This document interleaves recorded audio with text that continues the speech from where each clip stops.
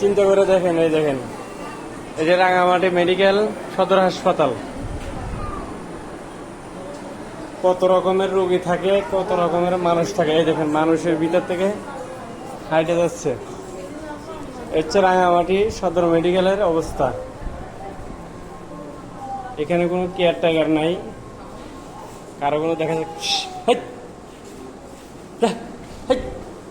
রাঙামাটি জেলা সদর হাসপাতালে কুকুর মহিলা ওঠে ঢুকে যে মানুষের খাবার দাবার খাইয়ে ফেলতেছে।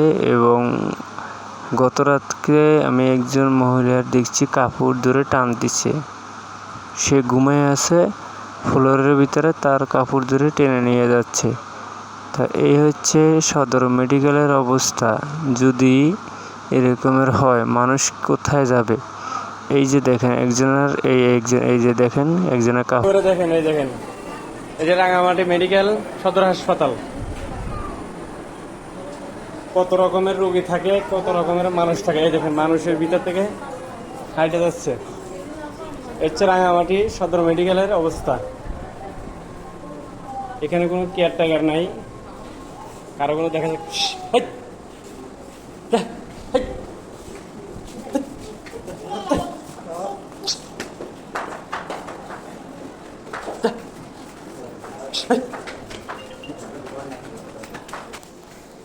রাঙামাটি সদর হাসপাতালে এভাবে কুত্তা থাকে। তো দেখেন, আরও একদিন, এই একদিন না, এটা আরও 3 দিন, আরও 2 দিন আমার সামনে এরকম হয়েছে।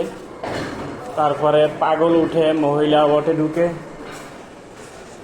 পাগল একটা পুরুষ পাগল মহিলা ওঠে ঢুকে বাথরুমে যায় অসুস্থ রোগীদেরকে বিরক্ত করছে। এটাও দেখছি আমি নিজ চোখে একদিন, আমি তাকে বাধাও দিছি।